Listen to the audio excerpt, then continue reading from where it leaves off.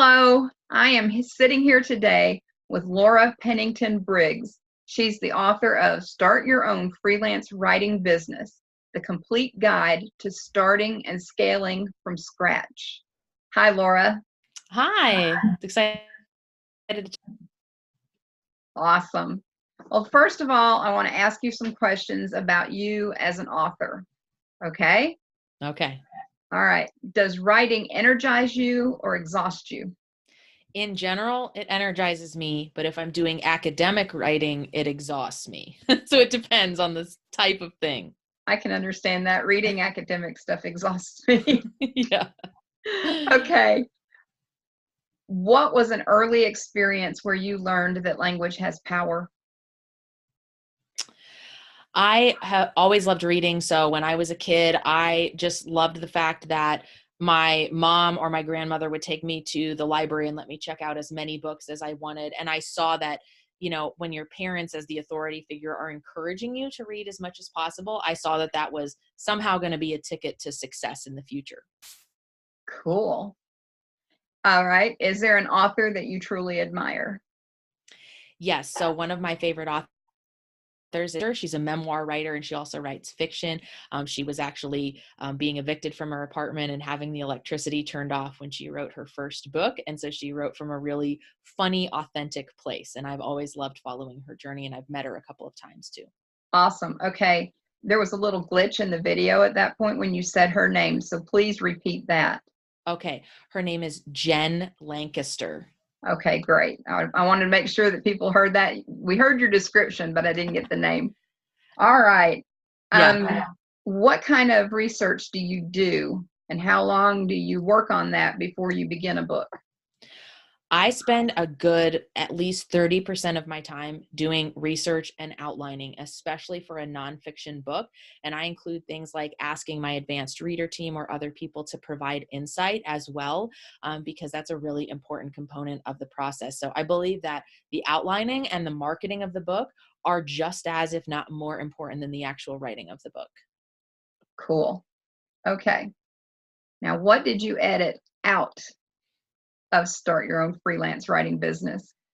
I really struggled with the fact that the book is entirely business strategy based. I think it's very helpful, but I didn't go into any of the craft of writing. So how do you write a blog post versus how do you write an about page? That's coming in a future book. But when I hit 62,000 words with the other stuff, I thought there's no way I can do justice to the craft of Right. writing and selling freelance writing projects. So it has to be a separate book.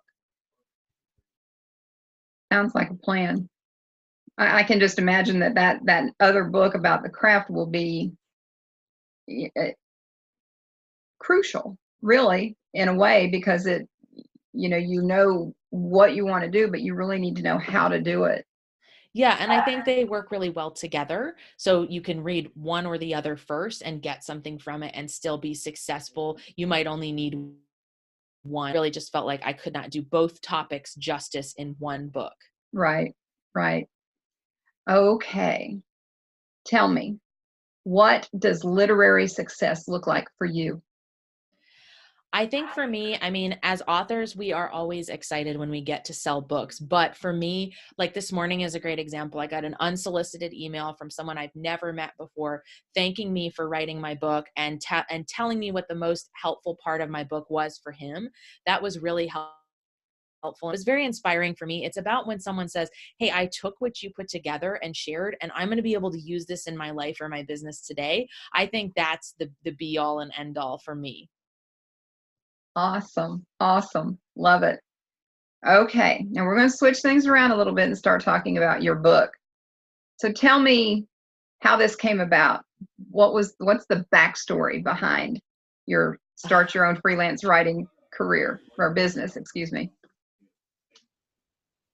Yeah, for me, it was, I was actually trying to sell another book at the time, and I was hoping to teach more advanced freelancers, for example. But what I found was that there are a lot of people out there who are just starting and they don't know how to get started, and they don't really necessarily have the budget or the money to be able to launch into, say, hiring a coach or paying for a full course, right? So my goal was, let's put together a book that is helpful for less than $20, not just to help someone get started, but also so they're very low risk, and they might read it and go, hey, freelance writing is not for me. I don't necessarily want to do this. And I think that that was sort of the dual goals of the book. I'm going to be real candid with you, talk about the pros and the cons.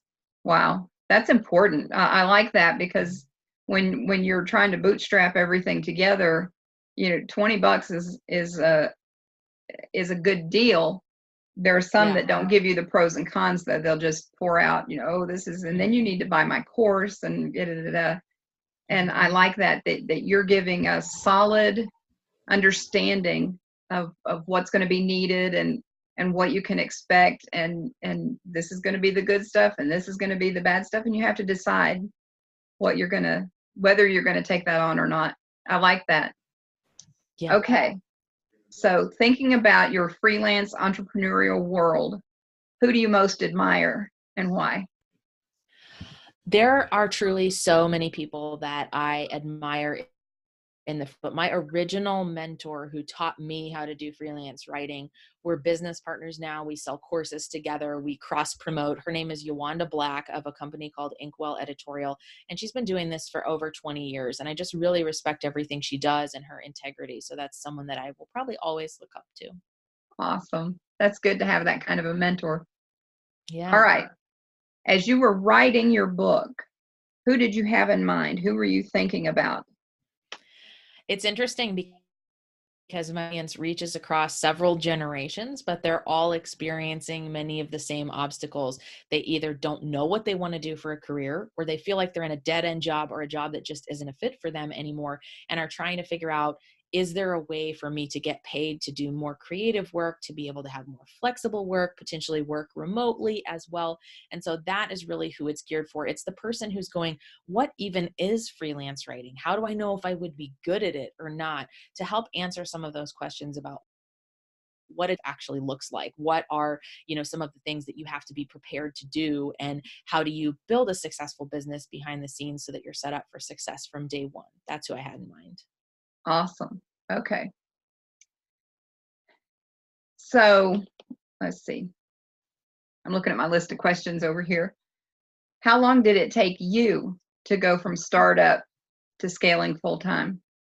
So I was working a full-time job when I first got started. So it was very much a side hustle and for it to be anything else. So I surpassed my day job income with my part-time freelance writing business in about 3 months, but I stayed in my day job for 13 months after I started freelance writing. And that was on purpose. I wanted to see, was this sustainable? Are there certain months where you make no money? I wanted to have a really good picture of what I was jumping into. So my business did a lot better when I left my day job and was working on it full time. But I definitely did wait to do that. That's wisdom in that. Yeah. Yeah. So let me ask you then, can your readers expect those same results? If you are willing to put in the hard work, right? Like I did this on nights and weekends, but it was every night and almost every weekend that I was building this business up. So it's about, what is your vision for it? Whether it's just extra part-time income or you're trying to build this into a full-time venture, it's about, at the beginning, how much are you willing to work to make that happen? Because you're essentially starting from the 0 point. You don't have proven marketing methods. You don't know what services to offer. So it's going to take you a lot longer at the beginning to figure those things out. I can imagine. Yeah. I can imagine. Okay. So in the long run, what is it that you hope that your book achieves in the lives of your readers? I hope that it gives them the confidence to get started, or to say, this isn't for me and I want to go find something else.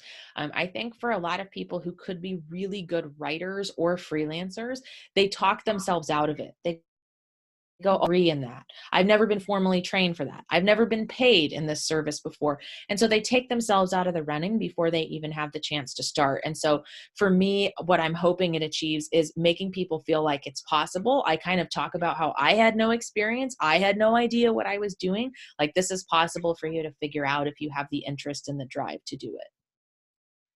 I see that. I think a lot of folks who dream, that even have a talent or a passion for doing certain things like that, when they think about going out on their own and that being their thing, and maybe their entire income, that it's really scary. Mm-hmm. It's something that you're like, and unfortunately we're taught to think that we can't do that. Exactly, right? And so that's why it makes sense to start it as something that's part-time. Make sure you really like it, work out some of the kinks, and that way you can decide where to take it from there. You might decide a job. I just want to do this 5 to 10 hours a week because it's a creative outlet for me. Or you might decide, hey, I can really make a go at this. And so that's what I love about it, is that it's flexible around what you're looking for. Great. Great. Laura, I appreciate, I've heard more of your story, and I appreciate how you have done that, how you've made a success of your life, and now you're sharing that with others. I just think it's such a noble cause to do something like that, because you're not just sitting on your own laurels and saying, haha, I did this and now you can figure it out on your own. You're working to bring people up that mountain with you. Yeah, and I think so many of us authors are inspired by that type of thing too, because we remember what it was like to be the beginner or to be at that first step of the journey and how hard it was. And we can look back and think of people or resources that really helped us. And you're like, how long would this have taken me if I hadn't met that person or read that book or listened to that podcast? And so it's Yeah, nice to be able to pay it forward. Yeah. exactly. I thank you so much for coming on with me today. And I can't wait to see what happens with your book and with your coming books as well. Yeah. And I'm so excited for your book too. So thanks for allowing me to be a part of this. Absolutely. Thank you. All right. Bye.